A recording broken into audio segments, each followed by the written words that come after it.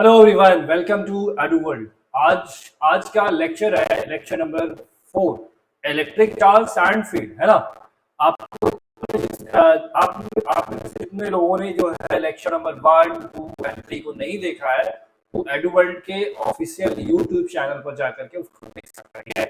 वहां search out electric charge and field lecture number 2, lecture number 3 ऐसे आप डालोगे तो आपको इलेक्ट्रिक चार्ज पहले चैप्टर का आपको सारे लेक्चर्स मिल जाएंगे। ठीक है, तो आगे हम बुक करेंगे।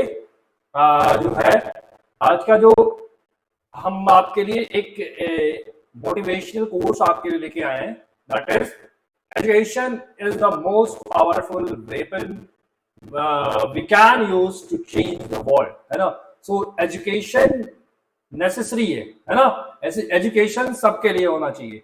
वो कोई बच्चा हो, कोई भी पेरेंट्स हो, है ना, वो अपने बच्चों को जरूर एजुकेशन स्कूल भेजें सो दैट वो एजुकेशन एक्वायर कर सकें और अपने एनवायरनमेंट को चेंज कर सकें। ठीक है, तो एजुकेशन एक ऐसा मोस्ट पावरफुल वेपन है जिसकी हेल्प से आप वर्ल्ड को चेंज कर सकते हो। ठीक है, समझ में आई बात? तो आगे मूव करते हैं। ये रहा जो ब्यूटीफुल कोर्स आपके लिए, है ना। आपको इसे पता होगा, है ना। आते हैं आपको पता है कि इससे पहले वाली क्लास में हमने एक न्यूमेरिकल लिया था, है ना। एक न्यूमेरिकल करवा पाए थे, उसके बाद के न्यूमेरिकल आपको होमवर्क में दिया था। मे भी आपने ट्राई किया, नहीं किया, चलो मैं ट्राई कर रहा हूँ। ठीक है, ओके। यहाँ पर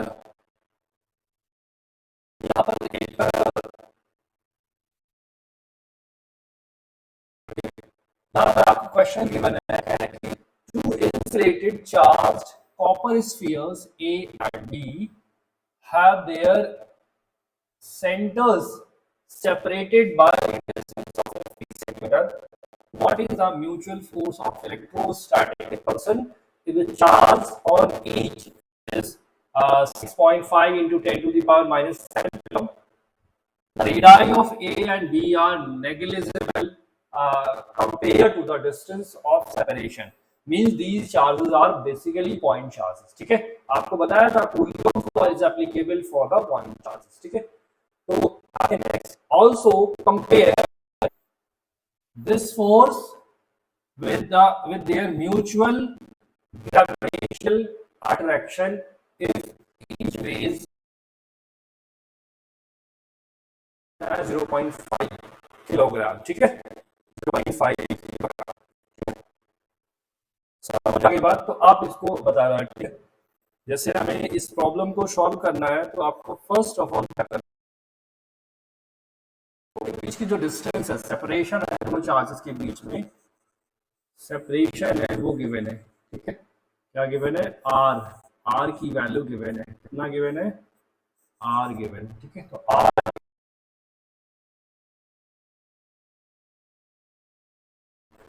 50 सेंटीमीटर या फिर आप इसको मीटर। ठीक है, सेपरेशन बीच की डिस्टेंस गिवन है, चार्जेस के बीच की डिस्टेंस आपको दी हुई है। ठीक है,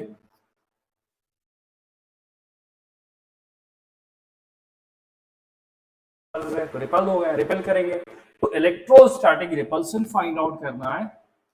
अगर दोनों चार्जेस की value 6.5 into 10 to the power -7 kilo, -7 kilo. ठीक है, तो आपको पता है according to Coulomb law electrostatic force can be given by 1/4 pi epsilon naught Q1 Q2 upon R square, Q1 Q2 upon R square. ठीक है, तो यहां से इसको सॉल्व कर लेना। तो देखो वैल्यू मैं पुट कर देता हूं, आप लोग सॉल्व कर लेना, क्योंकि अगर जो मैं सारे सॉल्व करने लगूंगा तो बहुत टाइम लग जाएगा। ठीक है, नहीं इसकी वैल्यू पुट करता हूं, बात नहीं हुई ना, तो आप एयर इसको ट्रीट करोगे या वैक्यूम ट्रीट करोगे। तो कितना है? 6.5 into 10 to the power -7 into 6.5 into 10 to the power -7। ठीक है, अपॉन आर स्क्वायर। आर कितना है? आर आपको गिवन है 0.5, है ना, तो 0.5 का स्क्वायर होता है। अब इसको सॉल्व कर लेना, आपको मिल जाएगा इलेक्ट्रोस्टैटिक रिपल्सन की वैल्यू मिल जाएगी। ठीक है, और आपसे ये भी पूछा जाए also compare this force with their mutual gravitational attraction. आपको ग्रेविटेशनल अट्रैक्शन की वैल्यू भी फाइंड आउट करनी है। आपको पता है कि न्यूटन्स लॉ ऑफ ग्रेविटेशन के अकॉर्डिंग ये वैल्यू क्या हो जाएगी, एफ बाई ग्रेविटेशन के अकॉर्डिंग एफ जी, भाई ग्रेविटेशनल फोर्स आएगा ना F G M two upon R square होता है ना। तो जी की वैल्यू क्या है, 6.67 इंटू माइनस 11 है ना, 11 इंटू m1 कितना है 0.5 kg है ना, m2 कितना है 0.5 kg है, ठीक है, अपॉन आर स्क्वायर 0.5 स्क्वायर है ना। ये सॉल्व कर लो तो ये तो कैंसिल हो जाएगा आपको, ठीक है। ये वैल्यू आ जाएगा कैपिटल जी के equal 6.67 into 10 to the power minus 11, ठीक है, ये आ जाएगा न्यूटन, ठीक है। इसको सॉल्व करोगे तो आपको जो है कंपेयर करना है तो आप कर देना कर जाएगा एफ अपॉन एफ जी करना, तो आपको मिल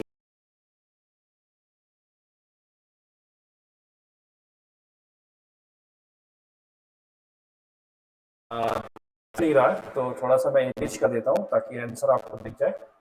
यहाँ से देख लेना थोड़ा, है ना, ये आंसर्स हैं आपके लिए, ठीक है, ये आंसर्स है। तो एयर में जो फोर्स आ जाएगा, फोर्स की वैल्यू आ जाएगी, फोर्स की वैल्यू कितनी आ जाएगी 1.5 into 10 to the power minus 2, और जो ग्रेविटेशनल फोर्स की जो वैल्यू हो वो एयर में इलेक्ट्रोस्टैटिक फोर्स की वैल्यू से बहुत कम होगा, ठीक है। आप इसको रेशियो निकाल सकते हो, आपसे रेशियो पूछा जा रहा है, ठीक है। आप क्या कर सकते हो, एफ अपॉन एफ जी निकाल लेना भाई, ठीक है, और ये वैल्यू बहुत कम आएगी, सॉल्व कर लेना तो यही कंपेयर हो जाएगा, यहाँ से कंपेरिजन, ठीक है। नेक्स्ट प्रॉब्लम पर आते हैं। अब इस प्रॉब्लम में क्या बोला जा रहा है देखिए, कह रहे हैं कि a particle of mass m and carrying a charge minus q1 is moving around a charge plus q2 along a circular path, है ना, एक चार्ज है ना, एक चार्ज प्लस q2 है, क्या है प्लस q2 है ना, a particle of mass m and carrying charge minus q1, ठीक है, इसके अराउंड क्या कर रहा, मूव कर रहा सर्कुलर पाथ, कुछ ऐसा है, ठीक है। एक चार्ज पार्टिकल है यहाँ पर, चार्ज पार्टिकल माइनस q1 है ना, और इसका मास भी गिवन है, इसका मास कितना है, mass is given to you small m। ये क्या कर रहा है, इस सर्कुलर पाथ पर मूव कर रहा है, क्या कर रहा है, सर्कुलर पाथ पर मूव कर रहा है, ठीक है। अब अगर जो सर्कुलर पाथ में मूव कर रहा है ना, जिसकी ऑर्बिट रेडियस कितनी है, आर है, स्मॉल आर है, क्या है, स्मॉल आर है। Find the period of revolution of the charge minus q1, minus, अब पीरियड ऑफ रिवोल्यूशन क्या होता है, एक चक्कर लगाने में कितना टाइम लगा, that is period of revolution, ठीक है, कितना, वही आपको बताना, ठीक है। देखिए यहाँ पर आप लोग जरा सोचिए, यहाँ पर एक हमारे पास क्या चार्ज, एक चार्ज है स्टैटिक चार्ज यहाँ पर, और यहाँ दूसरा क्या है माइनस q1 चार्ज है। अब इन दोनों चार्जेस के बीच में, अब ये वाला चार्ज इस पर क्या करेगा, एक इलेक्ट्रोस्टैटिक फोर्स ऑफ अट्रैक्शन, भाई अनलाइक चार्जेस है ना, चार्जेस कैसे हैं, अनलाइक है, अनलाइक चार्ज है तो इसलिए क्या करेगा, एक दूसरे को अट्रैक्ट करेंगे, है ना, क्या करेंगे, अट्रैक्ट करेंगे, बात क्लियर है ना, अट्रैक्ट करेगा, है ना। अब जिस फोर्स से अट्रैक्ट करेगा वो फोर्स कितना होगा, वो फोर्स आप निकाल सकते हो, वो फोर्स कितना हो जाएगा, एंड दिस फोर्स एफ, आप कह सकते हो ये हमारे पास क्या होगा, एफ, है ना। अब आपको पता है भाई क्या, चार्ज एक पॉजिटिव एक नेगेटिव है ना, आपको अनलाइक चार्ज क्या करते हैं, अट्रैक्ट करते हैं ना। तो अब ये वाला चार्ज इस पर कितना फोर्स लगा है, हमें उसी फोर्स से मतलब है। अब हमें Q1 Q2 पर कितना फोर्स लगा रहा उससे नहीं मतलब है, हमें इससे मतलब है कि Q2 Q1 पर कितना फोर्स लगा रहा, वही फोर्स क्या करेगा, इस माइनस Q1 को सर्कुलर मोशन देगा, ठीक है। तो आप देख निकालते हैं वो फोर्स की वैल्यू कितनी हो जाएगी, F इक्वल टू हो जाएगा, देखो यहाँ पर के क्या हमारे पास 1/4 पाई एप्सिलॉन नॉट, ठीक है, क्या है 1/4 पाई एप्सिलॉन नॉट, ठीक है, 1/4 पाई एप्सिलॉन नॉट, ओके। आते हैं यहाँ पर, तो F equal to k Q1 Q2 है ना, तो यहाँ पर आ जाएगा Q1 Q2 अपॉन, इनके बीच की डिस्टेंस क्या है, इनके बीच की डिस्टेंस है आर स्क्वायर, आर है ना, तो ये हो जाएगा आर स्क्वायर, ठीक है, क्या हो जाएगा, आर स्क्वायर हो जाएगा, है ना, हो जाएगा। कह रहे हैं कि अब ये जब फोर्स मिल गया नाउ, अब आपको ये पार्टिकल सर्कुलर मोशन तभी करेगा जब इसको नेसेसरी सेंट्रीपिटल फोर्स मिले। अब वो सेंट्रीपिटल फोर्स क्या लेगा, कहाँ से मिलेगा, इस इलेक्ट्रोस्टैटिक फोर्स है ना, आप एफ ही लिख सकते हो, है ना। तो आप कह सकते हो for circular motion, for circular motion F C centripetal force must be equal to electrostatic force. यही तो होगा। जो नेसेसरी सेंट्रीपिटल फोर्स है वो कहाँ से मिलेगा, इलेक्ट्रोस्टैटिक फोर्स से।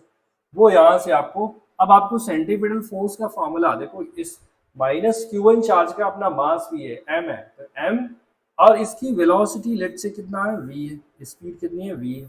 क्या हो रहा है, ये चार्ज कुछ ऐसे v स्पीड से मूव कर रहा है, ठीक है, v स्पीड से मूव कर रहा है, ठीक है। तो M V square by R हो जाएगा, और ये क्या है के Q1 Q2 upon R square, ठीक है। आर आर कैंसिल हो गया, आर आर कैंसिल हो गया, है ना। यहां से v कितना आ जाएगा, v आ जाएगा k times Q1 Q2 upon M R, और ये आ जाएगा अंडर रूट में, ठीक है। तो यहां से क्या मिला, v इज इक्वल टू, अब k की वैल्यू क्या होती है 1/4 पाई एप्सिलॉन नॉट, ठीक है।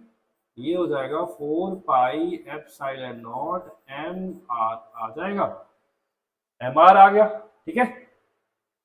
v की वैल्यू आ गई, अगर जो v की वैल्यू आ गई मतलब जो है, जो माइनस Q1 चार्ज है वो किस स्पीड से मूव कर रहा है सर्कुलर पाथ पर, तो वो आ गया। अब आपको पीरियड ऑफ रिवॉल्यूशन निकालना है, क्या निकालना है, period of revolution, period of revolution निकालना मींस टाइम पीरियड निकालना है। टाइम पीरियड क्या हो जाएगा भाई, टाइम क्या होता है वैसे, टाइम का फॉर्मूला भाई, टाइम क्या होता है, डिस्टेंस अपॉन स्पीड।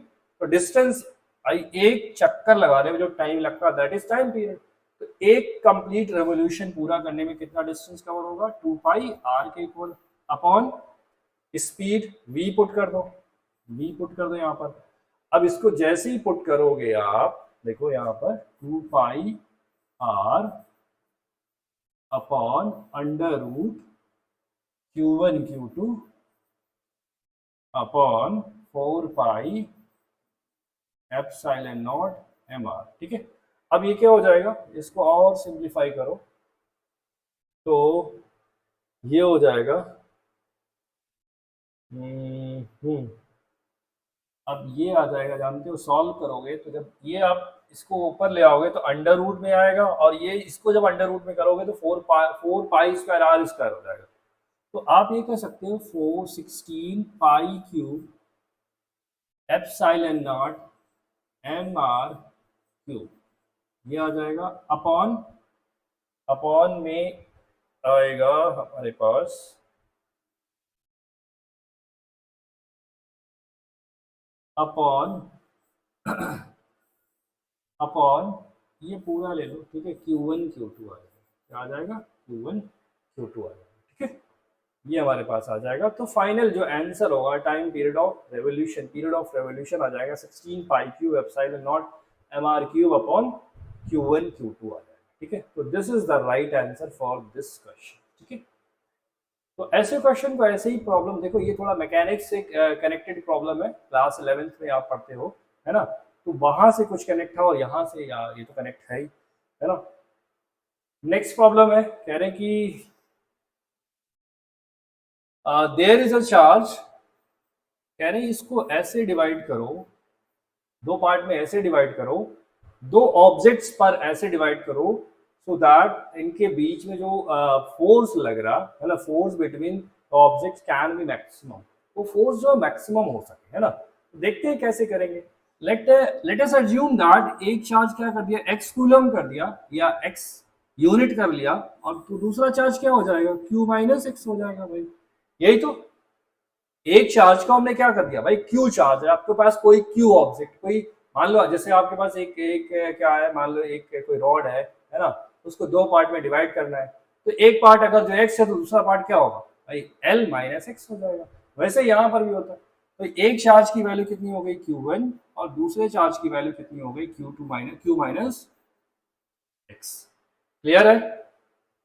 अब कह रहे हैं कि लेट से इनको जो है इन दोनों चार्जेस को r डिस्टेंस पर रखा। कहाँ रखा? r डिस्टेंस पर पुट कर दिया। इन दोनों चार्जेस को r डिस्टेंस पर पुट कर दिया, Q1 and Q2। Q1 and Q2 charges को r डिस्टेंस पर रख दिया। तो इनके बीच में जो इलेक्ट्रोस्टैटिक फोर्स डेवलप होगा, force F equal to K Q1 Q2 upon r square, ये तो हो जाएगा, है ना। तो अभी हमारे पास यहां जो आ जाएगा K Q1 क्या है? x है। Q2 क्या है? Q माइनस एक्स है अपॉन r स्क्वायर है। ठीक है, यहाँ आ जाएगा K times K upon r square कर लेते हैं और यहाँ थोड़ा चीज़ों को मल्टीप्लाई कर लिया, QX माइनस एक्स स्क्वायर हो जाएगा। अब कह रहे हैं कि ये फोर्स मैक्सिमम कब होगा, है ना। मैक्सिमम कह रहे हैं कि what should be the value of charges, in charges की वैल्यू क्या हो सो दैट इनके बीच में जो फोर्स लगा वो मैक्सिमम हो। तो अब देखो ये मैक्सिमम आपको for for for F to be maximum, जिन्होंने मैथ्स ली होगी तो मैक्सिमा मिनिमा वो लोग पढ़ते हैं। फंक्शन को मैक्सिमम होने के लिए क्या करते हैं हम, df अपॉन dx को क्या करते हैं, पहले जीरो के बराबर इक्वेट कर देते हैं। जीरो के बराबर इक्वेट कर दिया। अब जीरो के बराबर जब इक्वेट कर देंगे df अपॉन dx को, तो पहले df अपॉन dx वो कितना जाएगा, k अपॉन r स्क्वायर तो कांस्टेंट है। एक मिनट,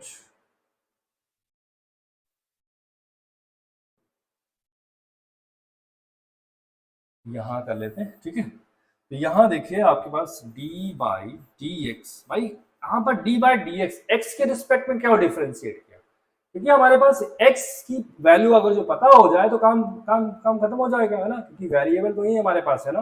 तो x अगर जो पता हो जाए तो हमें पता चल जाएगा दोनों ऑब्जेक्ट पर चार्जेस कितने रखने हैं, है ना। तो हम वेरिएबल हमारे पास क्या है, x है, दैट्स व्हाई हम x के रिस्पेक्ट में डिफरेंशिएट कर रहे हैं।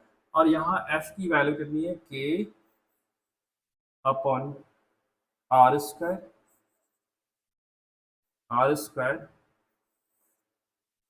qx minus X square equal to 0। ठीक है, k अपॉन r स्क्वायर इधर कर लेते हैं क्योंकि ये कांस्टेंट है।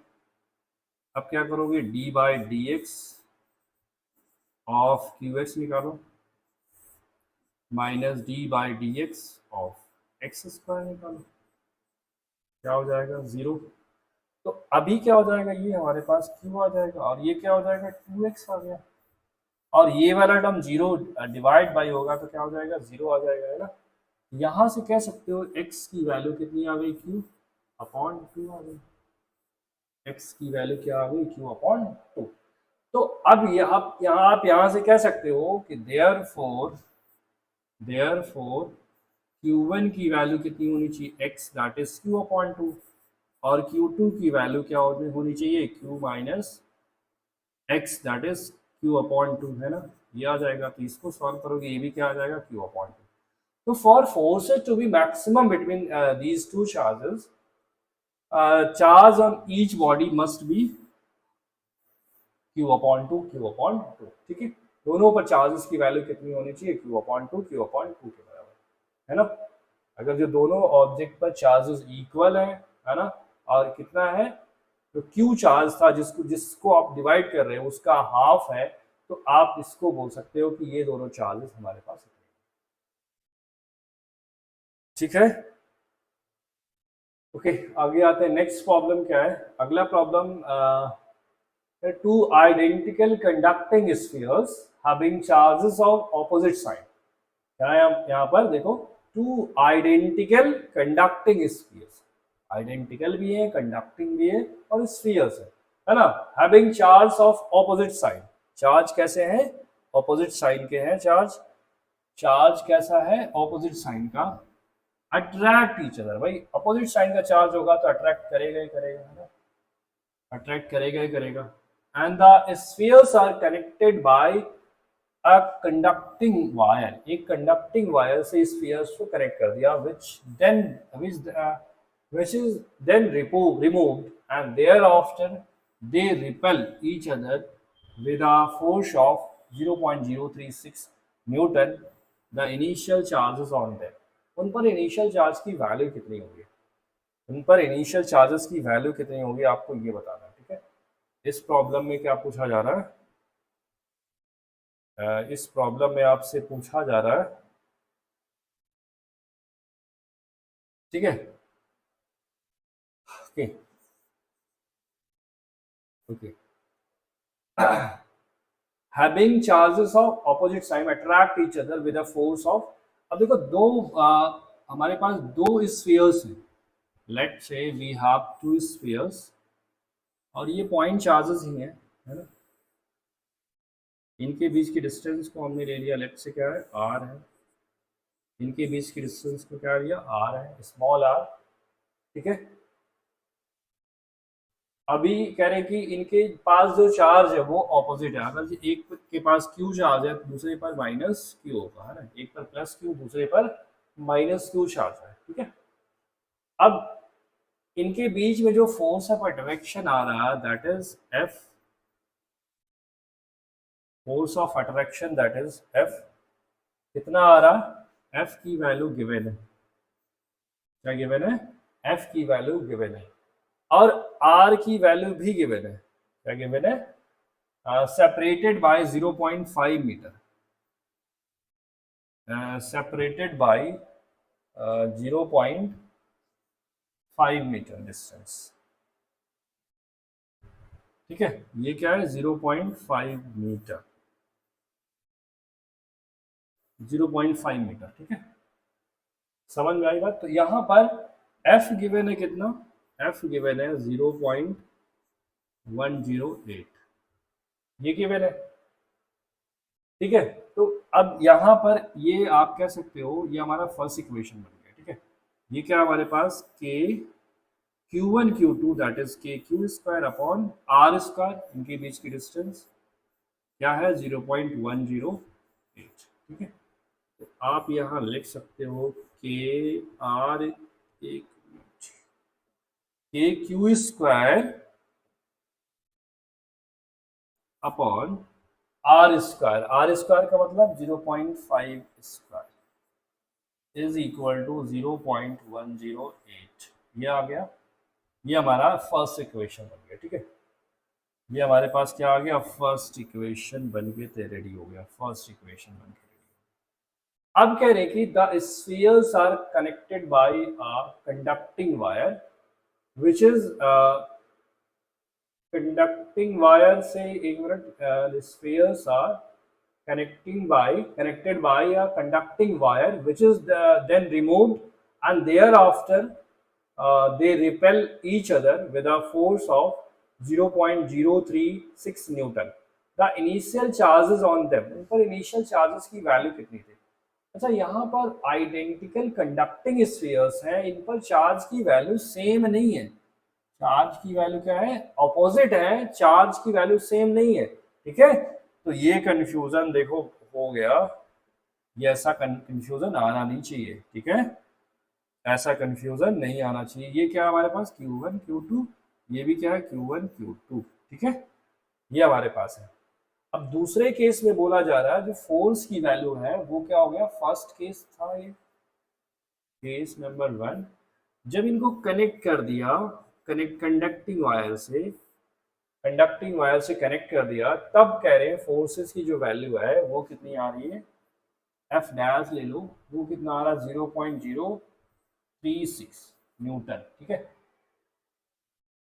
अच्छा, ओके, अब डिस्टेंस चेंज नहीं है ना, डिस्टेंस जितना पहले था उतना ही अभी भी, यहां से आ जाएगा के Q1 डैश, मान लो कितना होगा Q1 डैश हो गया, पहले दो चार्जेस की वैल्यू क्या हो गई, सेम, डिफरेंट हो जाएगी, K Q1 dash upon Q1 dash Q2 dash upon R square that is 0.5 square, है ना।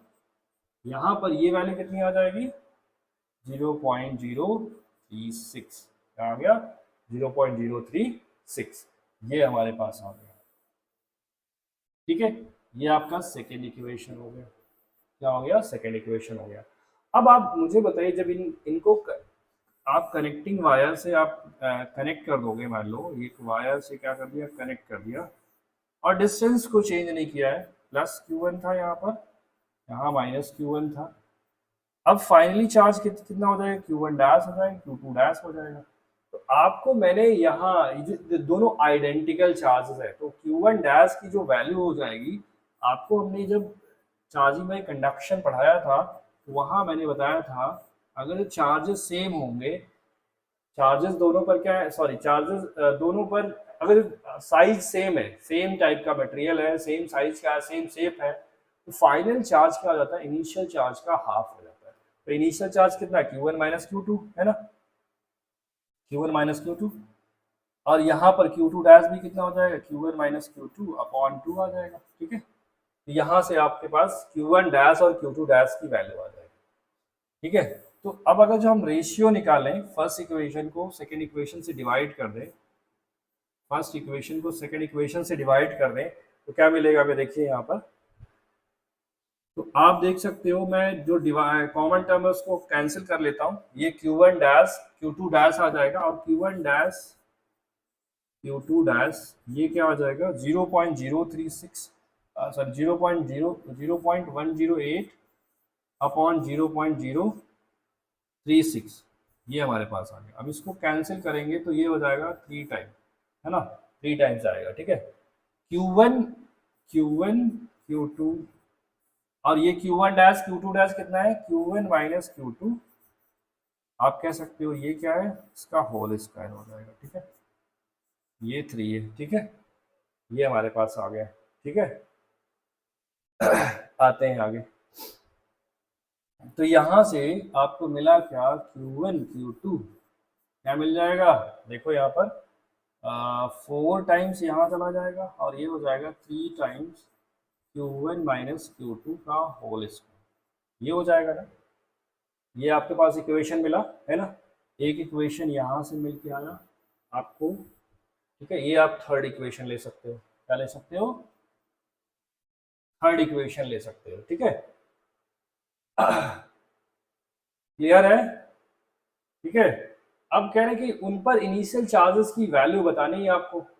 अब कैसे निकाल सकते हो भाई, आप सोचो जरा, ये एंड है, अच्छा एक मिनट, हाँ 4 टाइम है, 4 है, 4 Q1 Q2।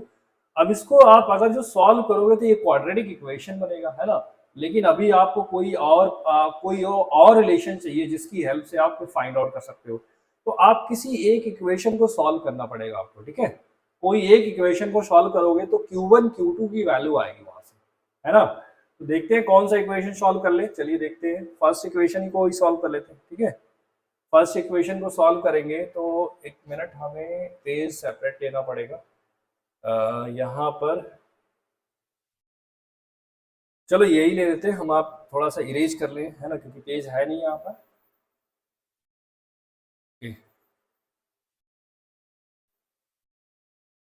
ओके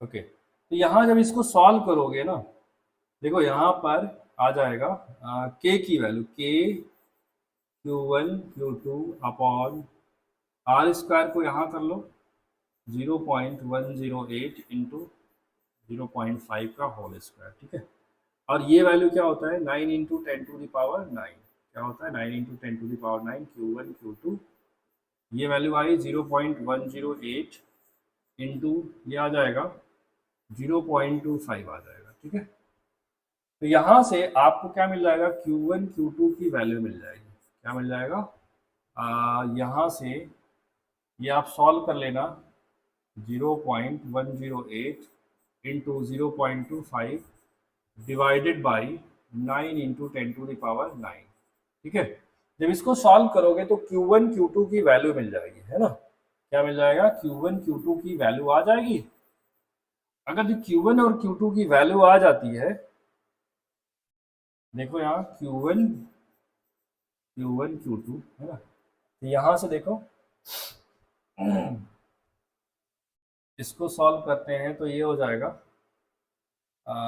200 0 27, ये आ जाएगा 27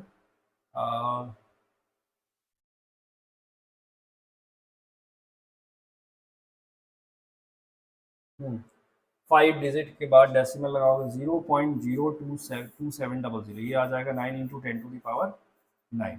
ठीक है, अब यहाँ जब इसको सॉल्व करोगे तो आपको क्या हो जाएगा, आपको यहाँ पर देखो ये थोड़ा सा लेंदी प्रॉब्लम है, घर पे आप लोग ट्राई करना, हो जाएगा, टफ नहीं है ना, इतना टफ प्रॉब्लम नहीं है ना, ट्राई करोगे तो हो जाएगा। तो Q1 Q2 की वैल्यू यहाँ आ जाए तो आपको जस्ट क्या करना है, यहाँ पर Q1 Q2 की वैल्यू पुट कर देना है ना, और यहाँ से Q2 को Q1 के टर्म्स, तो यहाँ जब आप सॉल्व करोगे तो Q1 square plus Q2 square की वैल्यू आ जाएगी।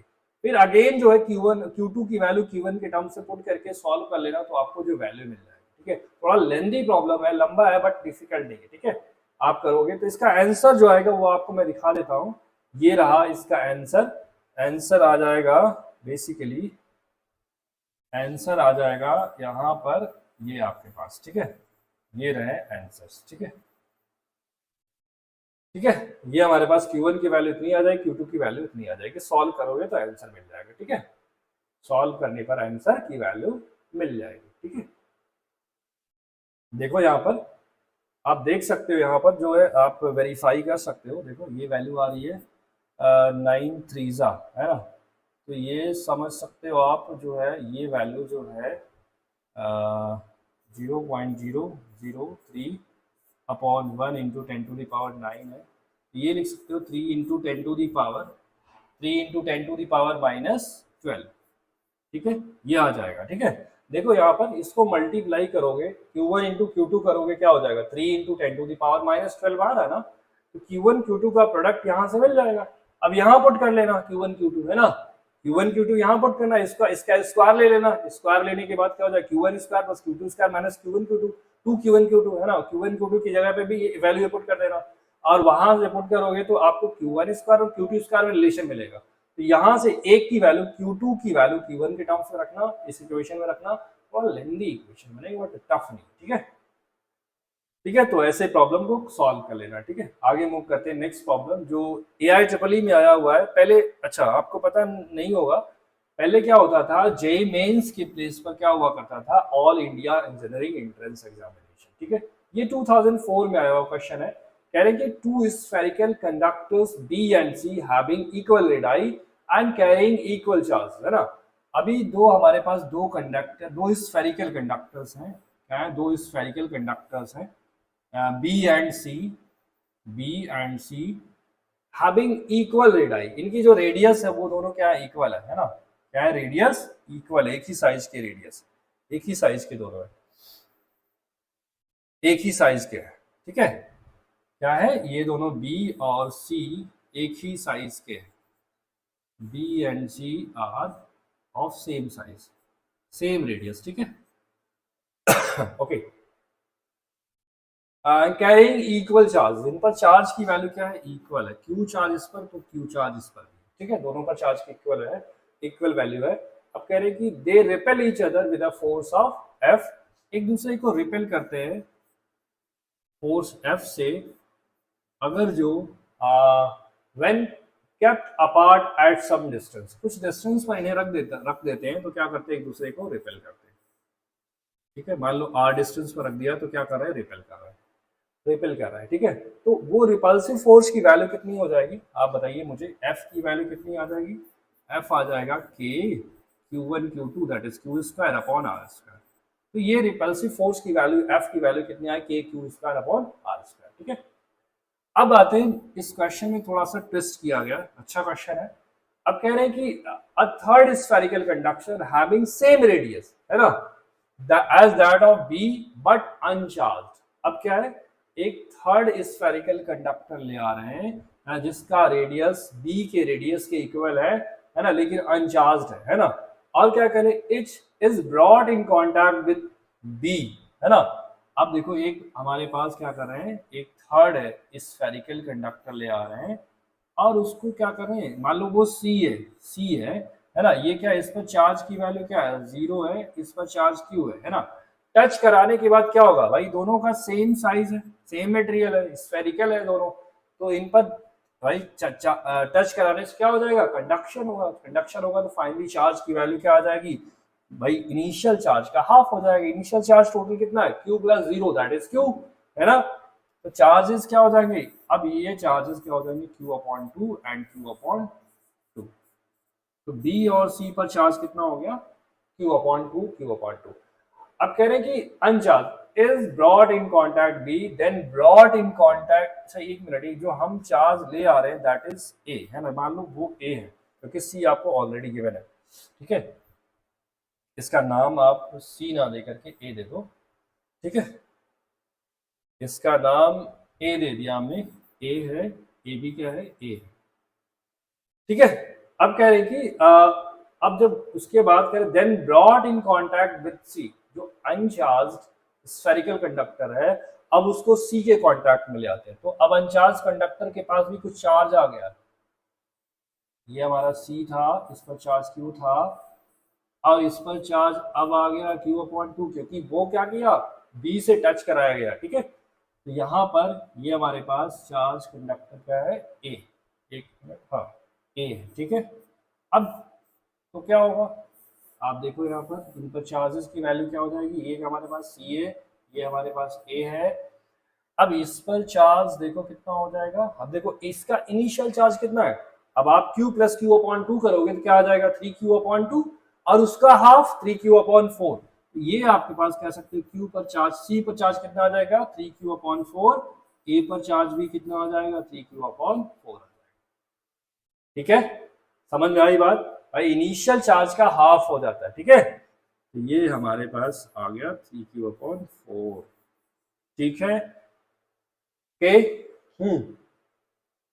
अब कह रहे हैं कि finally removed away from both, अब दोनों से अलग कर दिया गया, then new force of repulsion between B and C, अब बी और सी को अगेन उतने ही डिस्टेंस पर रख दिया गया, बी और सी को अगेन कहाँ रखा गया, टच कराने के बाद, है ना, उस कंडीशन में बी एंड सी को आर डिस्टेंस पर अगेन रखा गया, आर डिस्टेंस पर फिर से रखा गया, ठीक है।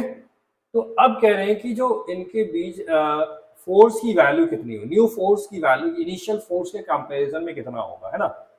तो अभी भी क्या होगा, इन पर चार्ज, इस पर चार्ज कितना है 3q अपॉन, एक मिनट, बी पर चार्ज कितना आया था q अपॉन 2, एक मिनट, है ना, बी पर चार्ज की वैल्यू कितनी थी q upon 2, q upon 2 charge, ठीक है। और सी पर चार्ज की वैल्यू जो है दैट इज 3q अपॉन 4, क्या है 3q अपॉन 4। तो अब इनमें फोर्स मान लो कितना हो गया, एफ डैश हो गया, तो एफ डैश की वैल्यू एफ के कंपैरिजन में कितना होगा, तो एफ डैश कितना हो जाएगा k q1 that is q upon 2, q2 that is 3q upon 4 upon R square, क्या आ जाएगा 3k q square upon 4 to जा 8 आर स्क्वायर, ठीक है। तो क्या मिला आपको, ये वाला टर्म पूरा क्या है, ये पूरा टर्म क्या है, एफ है ना, इनिशियल फोर्स 3f अपॉन 8। तो आप कह सकते हो जो फाइनली जो फोर्स की वैल्यू हो जाएगी, फाइनली जो फोर्स की वैल्यू हो जाएगी वो कितनी हो जाएगी 3f अपॉन 8 हो जाएगा। तो आपको देखो ये प्रॉब्लम कॉन्सेप्चुअल प्रॉब्लम था, बहुत डिफिकल्ट नहीं है, अब आपको बताने में भी टाइम लग गया है ना, अदरवाइज इसको जल्दी से करना है तो कोई टाइम नहीं लगने वाला है ना, दिमाग में आप छोटी छोटी कैलकुलेशन को दिमाग में कर सकते हो, ठीक है। तो ये प्रॉब्लम था आपके पास, ठीक है। तो AIEEE में आया था, all India engineering entrance examination में, तो डी ऑप्शन इसका राइट ऑप्शन है, यहाँ पर भी डी ऑप्शन गिवन है, ठीक है। चलिए आगे आते हैं, ओके। अगला क्वेश्चन जेईई मेंस में आया, ज्वाइंट एंट्रेंस एग्जामिनेशन 2019 में आया हुआ प्रॉब्लम है। कह रहे हैं कि 3 charges plus Q, small Q plus Q R placed respectively at a distance 0, d/2 and d from the origin, है ना। ओरिजिन आपको लेट्स से हमने क्या बना दिया, कुछ ऐसा बना लिया, ये y एक्सिस है, दिस इज x एक्सिस, ये ओरिजिन है, ओरिजिन से एक तो ओरिजिन पर एक तो d/2 डिस्टेंस पर, एक है d डिस्टेंस पर, है ना। ये मान लो क्या है, d/2, यहाँ से यहाँ तक का डिस्टेंस d है, और यहाँ से यहाँ तक का डिस्टेंस क्या है, d स्मॉल d है। समझ में आ रही बात कि नहीं आ रही है ना। ये देखो, यहाँ जब आपका let's say this is origin, this is point A, this is point B, तो ओ ए कितना है, d/2, कितना है, d/2, एंड ओ बी कितना है, d है। अब क्वेश्चन में कह रहे हैं कि if the net force experienced by plus q placed at x, है ना, इक्वल टू 0। अब ये प्लस क्यू चार्ज को कहाँ रखा गया है, प्लस क्यू चार्ज को रखा गया है यहाँ पर, है ना, प्लस क्यू चार्ज को यहाँ पर रखा गया है। तो ये जो फोर्स एक्सपीरियंस कर रहा है वो दैट इज, वो क्या है, वो फोर्स क्या है, 0 है। क्या है, फोर्स 0 है। तो एक, अब इस पर प्लस क्यू रखा गया था, है ना, इस पर क्या रखा गया, इस पॉइंट पर कौन सा चार्ज है, स्मॉल क्यू, इस पॉइंट पर कौन सा चार्ज है, प्लस क्यू है। ठीक है, ये गिवन है, ऐसा गिवन है। तो पूछ रहे हैं कि बताइए then the value of small q is, है ना, स्मॉल क्यू की वैल्यू कितनी होगी, स्मॉल क्यू की वैल्यू कितनी होगी, आपको ये बताना है। ठीक है, स्मॉल क्यू की वैल्यू क्या होगी ये बतानी है आपको। तो देखते हैं कैसे सॉल्व करते हैं। अभी इस चार्ज पर लगने वाला नेट फोर्स क्या है, 0 है। तो पहले देखते हैं, ओके, अभी देखते हैं। देखो यहाँ पर इस चार्ज की वजह से फोर्स की वैल्यू क्या आएगी। मान लो ये वाला जो चार्ज है हमारा, ये चार्ज हमारा जो स्मॉल क्यू है उसका नेचर नहीं दिया है इन्होंने, है ना, वो प्लस होगा या माइनस होगा वो हम डिसाइड अभी कर लेंगे। ठीक है, देखते हैं। पहले ये प्लस क्यू की वजह से इस पर जो फोर्स की वैल्यू आएगी वो क्या आएगा, रिपल्सिव होगा। प्लस क्यू ने जो बी पॉइंट पर चार्ज रखा है वो ओरिजिन पर रखे हुए चार्ज पर रिपल्सिव फोर्स लगाएगा। क्लियर है। अब आप मुझे बताइए स्मॉल क्यू जो है ये कैसे नेचर का होना, अगर ये पॉजिटिव हुआ भाई, चार्ज का नेचर अगर जो पॉजिटिव हो गया तो क्या होगा, चार्ज का नेचर अगर जो पॉजिटिव होगा तो ये इस पर फोर्स कैसा लगाएगा भाई, अगर तो क्या होगा, इसी डायरेक्शन में वो भी फोर्स आ जाएगा। और जब दो फोर्स एक ही डायरेक्शन में होंगे तो नेट फोर्स कभी 0 नहीं हो सकता। तो क्या करोगे, तो ये जो आपके पास चार्ज है क्यू, स्मॉल क्यू का नेचर कैसा होना चाहिए, नेगेटिव हो रहा है। देखो कैसे, है ना। अब यहाँ पर नेगेटिव चार्ज आपने नेचर डिसाइड कर लिया, तो इसकी वजह से फोर्स की वैल्यू क्या हो जाएगी, इधर आएगी। मान लो ये जो चार्ज आ रहा है ना, ये आ रहा है, लेट्स से इसकी वजह से जो फोर्स आया दैट इज F1, और ये क्या आ रहा है, F2 आ रहा है, क्या आ रहा है, F2 आ रहा है। ठीक है, तो अभी आप जब सॉल्व करोगे as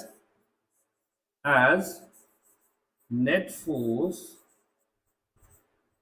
on plus q is 0 है ना भाई।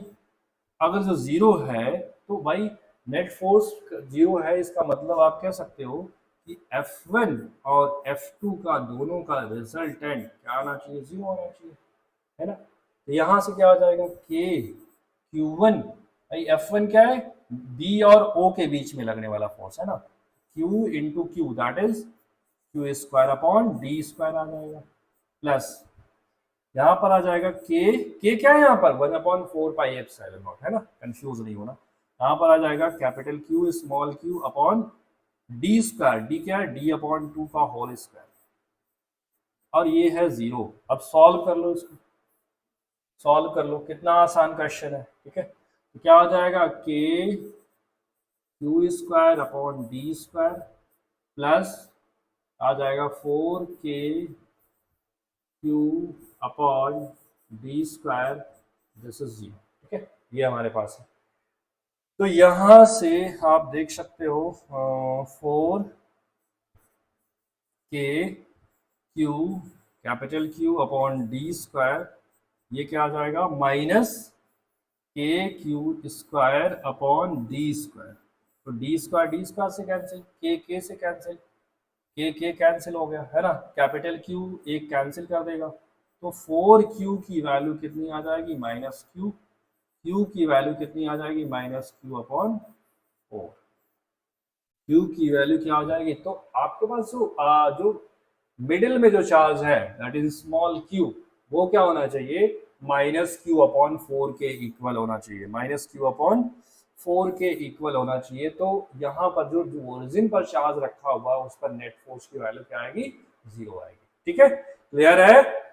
तो ऐसे क्वेश्चन जेईई मेन 2019 में पूछा हुआ, क्या टफ क्वेश्चन है, बहुत टफ क्वेश्चन है नहीं ना, कितना आसान प्रॉब्लम है, जस्ट आपको पता होना चाहिए कॉन्सेप्ट, है ना। तो आप देखो एक तरीका और आप यूज कर सकते हो, आपने अगर जो साइन डिसाइड कर लिया, आपको पता क्यू माइनस होना है ना, तो आप F1 और F2 को इक्वेट कर दो, इक्वल कर दो, वहां से जो क्यू की वैल्यू आएगी वो प्लस आएगी, फिर बाद में आप उसको क्या करना, माइनस कर लेना। क्यों? क्योंकि आपने ऑलरेडी साइन डिसाइड कर लिया था। ठीक है, ठीक है, ओके। तो option D is the right option यार, यहाँ पर जो है डी ऑप्शन क्या होगा आपका, राइट ऑप्शन होगा। अब हमको हमें समझना है Coulomb's law in vector form. वैसे टाइम नहीं रह गया है ना कूलम्स लॉ को वेक्टर फॉर्म में हमें देखने के लिए, चलो थोड़ा सा जल्दी से कर लेते हैं, रिकैप कर लेते हैं। सपोज दैट हमारे पास क्या है, दो चार्जेस है ना, देयर आर टू चार्जेस, है ना। एक चार्ज कहाँ पर है, यहाँ पर Q1 है, और दोनों का भी हमने मान लिया क्या है, कैसे चार्ज है, पॉजिटिव नेचर के। ठीक है, कैसे नेचर के हैं, पॉजिटिव नेचर के। और यहाँ पर हमने क्या बना दिया, कोऑर्डिनेट सिस्टम बना दिया। क्यों बना दिया, क्योंकि इनकी हम पोजीशन दिखाना चाह रहे हैं। तो अब यहाँ से ये वेक्टर क्या रिप्रेजेंट करेगा, R1 वेक्टर को रिप्रेजेंट करेगा, पोजीशन वेक्टर ऑफ चार्ज 1। पहले चार्ज का पोजीशन वेक्टर क्या है, R1 वेक्टर, और दूसरे चार्ज का पोजीशन वेक्टर क्या है, लेट्स से R2 वेक्टर, क्या है, R2 वेक्टर। ठीक है, R2 वेक्टर। अब आपको बताना है, अब एक आपको मैंने ये बताया था कि force applied by charge Q2 on Q1 क्या होगा, अभी रिपल्सिव होगा क्योंकि हमने दोनों को सेम नेचर कर लिया। ठीक है, फोर्स ऑन 1 ड्यू टू 2, है ना, F12 आ जाएगा, और फोर्स ऑन 2 ड्यू टू 1 क्या आ जाएगा, F21, आ जाएगा ना, आपको बताया था ऑलरेडी। ठीक है, अब यहां पर एक बात और आती है, देखो triangle law of vector addition थोड़ा सा यहाँ पता होना चाहिए आपको। देखो यहाँ पर अगर जो हमें लेट्स से, अच्छा आप मुझे R12 का मीनिंग समझा सकते हो, R12 वेक्टर क्या होता है, position vector of 1 with respect to 2, मतलब दो से देखने, टू चार्ज नंबर 2 से देखने पर, 2 नंबर चार्ज से आप देखोगे तो 1 का पोजीशन कहां पर आ रहा है, 2 पोजीशन भाई, चार, इसका मतलब क्या, position of vector, position of charge Q1 due as seen from Q2, है ना, कह सकते हो ये, है ना, आप ऐसे position of 1 with respect to 2, position of 1 with respect to, इसका मतलब समझो, विद रिस्पेक्ट का मतलब यहां से देखने पर, है ना, यहां से देखने पर Q1 का पोजीशन कहां दिखेगा, जैसे आप इस ओरिजिन से देख रहे हो तो Q1 का पोजीशन क्या है, कुछ ऐसा दिख रहा है, ये पोजीशन है, और Q2 का पोजीशन कहां दिख रहा, ओरिजिन से यहां दिख रहा, R2 वेक्टर, है ना। ऐसे ही 2 से देखने पर अगर 2 को ओरिजिन ट्रीट कर लो तो Q1 का पोजीशन वेक्टर क्या आएगा, R12 आएगा, क्या आएगा, position of 1 as seen from charge Q2 charge से देखने पर 2 का पोजीशन कहां पर आएगा, इधर आएगा। ठीक है, राइट टू लेफ्ट, है ना, Q2 टू Q1, समझ में आया। अब आपसे पूछा जाए R21 वेक्टर का डायरेक्शन क्या होगा, R21 वेक्टर का डायरेक्शन क्या होगा। देखो ये हमारे पास क्या है, एक मिनट थोड़ा क्लियर बना दें ताकि कंफ्यूज नहीं होना, ये जो है आप बच्चों को समझ में नहीं आती, तो यहाँ तो कोशिश करना है। देखो यहाँ पर ये क्या होगा हमारा, R12 वेक्टर होगा, क्या होगा, R12 वेक्टर होगा, और यहां पर R21 वेक्टर समझ लो, R21 वेक्टर। अब देखो R21 वेक्टर समझना है, ठीक है, तो R21 वेक्टर का मतलब समझो पहले क्या होता है, position of 2 with respect to 1, मतलब एक से चार्ज नंबर 1 से देखने पर, 1 चार्ज से देखने पर, Q1 चार्ज से देखने पर दूसरे नंबर चार्ज का पोजीशन क्या है। जैसे आपने देखा था ओरिजिन से जब आप चार्ज Q1 को देखा तो पोजीशन क्या मिला था, R1 वेक्टर, भाई रेफरेंस। अब यहाँ पर R21 वेक्टर का मतलब क्या है, पोजीशन ऑफ 2 जब आपके पास 1 कैसा ओरिजिन हो, ऐसा सोचो, है ना। तो 1 अगर जो ओरिजिन है, यहां से देखने पर चार्ज Q2 कहाँ दिख रहा है, इस साइड दिख रहा है ना। तो इसका पोजीशन कहाँ हो जाएगा, इधर हो जाएगा। तो आप कह सकते हो R21 वेक्टर का डायरेक्शन कुछ ऐसा दिखेगा। R21 वेक्टर का डायरेक्शन क्या होगा, एक बार और समझ लो। R12 का मतलब क्या है, 2 से देखने पर 1 कहां दिखेगा। यहां से देख रहे हो तो चार्ज कहां, भाई 1 कहां दिख रहा है, इधर दिख रहा ना। तो R12 वेक्टर कहां आ गया, इधर आ गया। अब R21 वेक्टर का मतलब क्या है, 2 से देखने पर 1 का पोजीशन कहां दिख रहा है। तो 2 से देखो, एक मिनट, R21 वेक्टर का मतलब 1 से देखने पर 2 का पोजीशन कहां दिख रहा है। तो 1 से यहां से देखोगे तो 2 कहां दिख रहा है, ऐसे दिख रहा है ना। तो ये हमारे पास इसका पोजीशन R21 वेक्टर। क्लियर है इतनी बात। अब R12 वेक्टर निकालोगे आप, यहाँ ट्राइंगल लॉ लगा करके फाइंड आउट कर सकते हो। ये वैल्यू क्या होता है, R1 वेक्टर होता है माइनस R2 वेक्टर होता है। क्या होता है, ये हमारे पास आ जाएगा। और ये क्या होता है, R2 vector minus R1 vector. Clear है यहाँ तक, ये बात क्लियर है। अब आपको, जैसे आपको एक बात और पता होनी चाहिए, एक बात और पता होना चाहिए आपको, कोई वेक्टर लिखना है, let's say you want to write a vector. ये क्या हो जाता है, एक मिनट, यूनिट वेक्टर।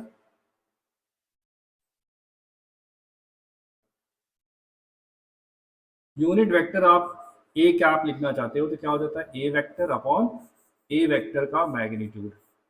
अच्छा, इसी को आप ऐसे भी लिख सकते हो, ए वेक्टर अपॉन ए लिख सकते हो। तो आप वेक्टर लिखना चाहते हो, तो कोई वेक्टर लिखना है तो उस पर्टिकुलर वेक्टर का मैग्नीट्यूड इनटू उस वेक्टर के डायरेक्शन में यूनिट वेक्टर, है ना।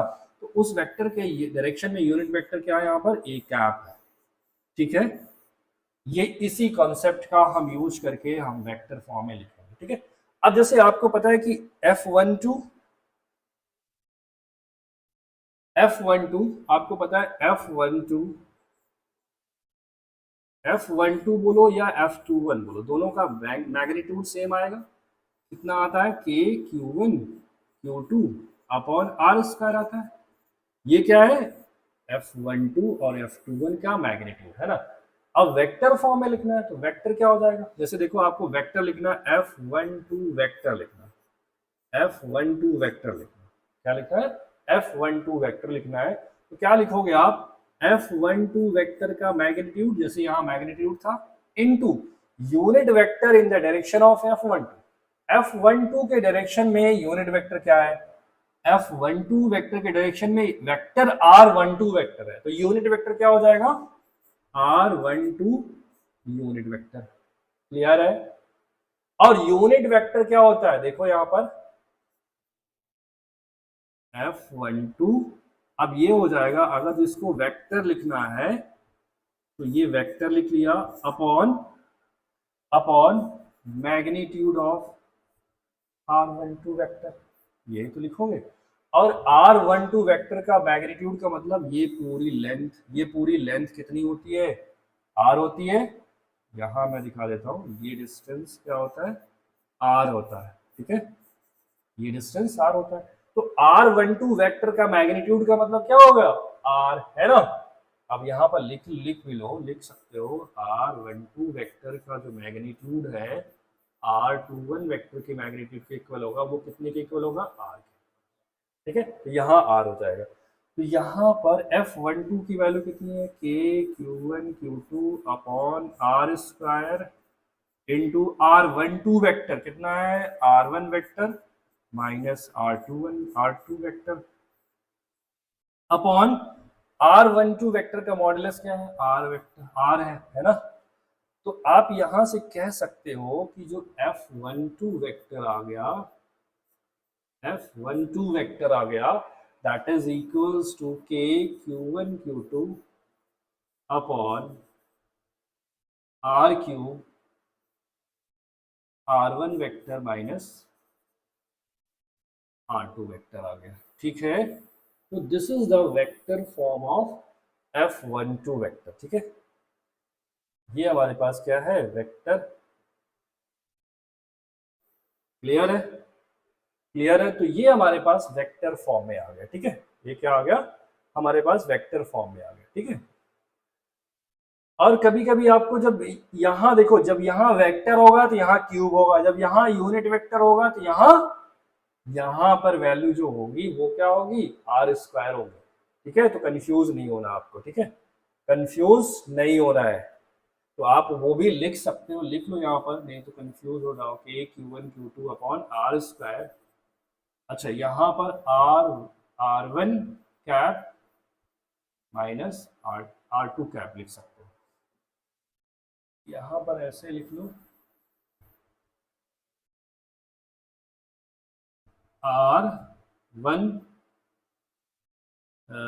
R12 कैप, है ना, ये लिख लो आप, ठीक है, ठीक है। ये आपके पास कुछ ये थोड़ा अच्छा नहीं लगा, ऐसे रखो, ठीक है। ये हमारे पास आ जाएगा, ठीक है, ये हमारे पास, और ये हमारा जो है मैग्नीट्यूड करेगा, ठीक है।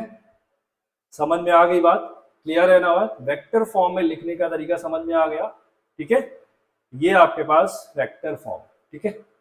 और कभी कभी क्या होता है, आर वेक्टर के टर्म्स में भी लिखी रहती है चीजें, क्या लिखी रहती हैं, आर वेक्टर के टर्म्स में भी लिखी रहती है। जैसे देखो यहाँ पर अभी आपको क्या मिला, उसको हम थोड़ा कंक्लूड कर दें, है ना। यहाँ पर आपको मिला F12 vector is equal to क्या मिला, K Q1 Q2 upon R square, अगर जो यहाँ है, यहाँ क्या रखना है, R12 कैप, यूनिट वेक्टर रखना है, ठीक है। और इसी को आप चाहते हो चेंज करके कुछ और लिखना, दूसरे फॉर्म में, जब आप यहाँ पर K Q1 Q2 upon R cube लिखना चाहते हो तो ये हो जाएगा R12 वेक्टर, ठीक है। इतना सा डिफरेंस है, तो ये डिफरेंस आप याद रखना, ठीक है, ये डिफरेंस याद रखना, ठीक है। ये होता है vector representation of Coulomb's law. अब एक प्रॉब्लम और कभी कभी पूछा जाता है कि अगर जो R12 वेक्टर को R21 वेक्टर लिख दिया जाए तो क्या हो जाएगा। मान लो इसको R21 वेक्टर के टर्म में लिखना है, तो क्या लिखोगे आप, K Q1 Q2 upon R square, ये हो जाएगा R21 कैप लिखोगे तो ये आपके पास क्या हो जाएगा, माइनस हो जाएगा। बस इतना फर्क आएगा, इतना सा फर्क आएगा, ठीक है।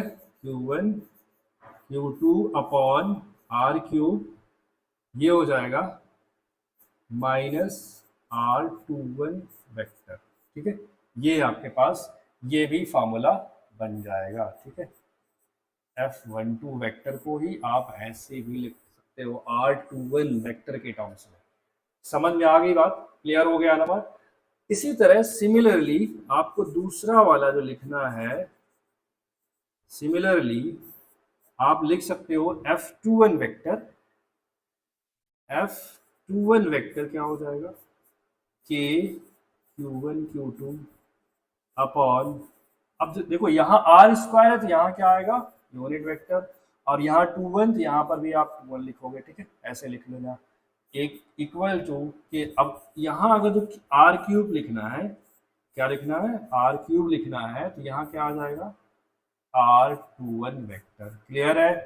अब आप चाहते हो कि यहाँ F21 लिखा है, यहाँ F12 लिखना, R12 लिख के सॉल्व कैसे लिखना है, तो कैसे करेंगे, Q1 Q2 upon R square R12 vector is equal to K Q1 Q2 upon R cube R12 vector, एक मिनट, क्या है, R माइनस R12 वेक्टर, ठीक है। ये क्या है हमारे पास, माइनस R12 वेक्टर आएगा, ठीक है, क्लियर है, ये हमारे पास आ जाएगा, ठीक है।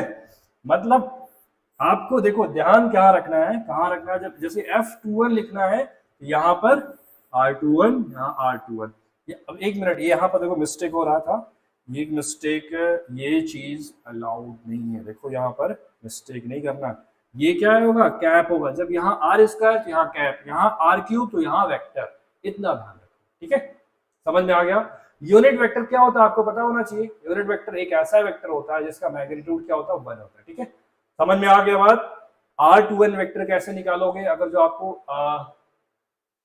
R2n वेक्टर आपको निकालना हो, निकाल लोगे ना। अब एक पॉइंट गिवन है, let's say we have a point जिसका कोऑर्डिनेट 1 2 3, तो इसका जो पोजीशन वेक्टर हो जाएगा, पोजीशन वेक्टर क्या आ जाएगा, पोजीशन वेक्टर आर वेक्टर लिखना चाहते हो तो क्या हो जाएगा, ऐसे लिख सकते हो, i cap plus 2j cap plus 3k cap, ठीक है, ठीक है। ये आपके पास पोजीशन वेक्टर लिखने का तरीका है। तो ऐसे क्वेश्चन आएंगे, आपको क्वेश्चन देखना है, आगे अगली वाली क्लास में मैं आपको करवाऊंगा।